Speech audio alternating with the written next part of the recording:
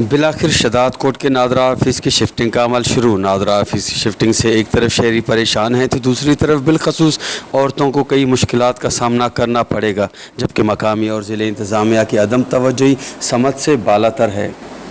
भाई इहा जेका शिफ्टिंग आहे इहा सही सिधी जेके शदाद कोट खे हलाइण वारा आहिनि सियासी लीडर उन्हनि जी साज़िश आहे। साज़िश न बल्कि उन्हनि इहो पंहिंजो रोल अदा कयो आहे पंहिंजे कंहिं वॾेरे भाउ खे ख़ुशि करण लाइ चइनि वोटनि जे करे। शदाद कोट में एतिरियूं जायूं ख़ाली पयूं आहिनि जो हद खां ज़्यादा, जिथे बि हू चाहिनि दोस्तली रोड सां जायूं ख़ाली पयूं थियूं, अलण शाह वारे रोड सां जायूं ख़ाली पयूं थियूं, जेके जायूं बंगला ठहिया पिया आहिनि जा बाक़ाइदे शदाद कोट कोटू मोटू चोस जे चो तरफ़ जेके बैंकुनि खे माण्हू ॾेई सघनि था पंहिंजी प्रॉपर्टी, छा नादरा खे नथा ॾेई सघनि? हीअ सिर्फ़ु अवाम खे ज़लील करण जे लाइ हुननि कंहिं वॾेरे खे राज़ी कयो आहे त असां नादरा खणी तुंहिंजे पासे में शिफ्ट था कयूं जीअं तोखे सहूलियत हुजे।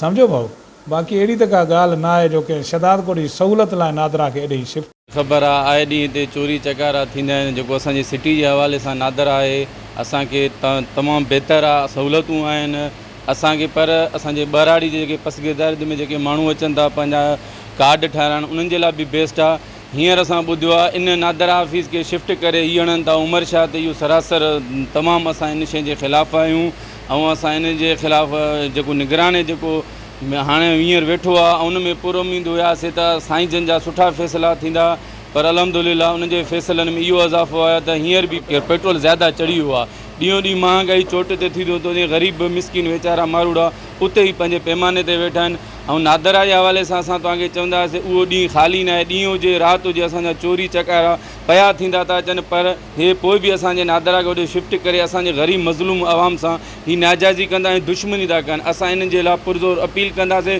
महिरबानी करे असांजो नादरा शिफ्ट हिते सिटी में कंहिं बि एरिया में हयो वञे, पर हितां खां उमर शाह शिफ्ट न कयो।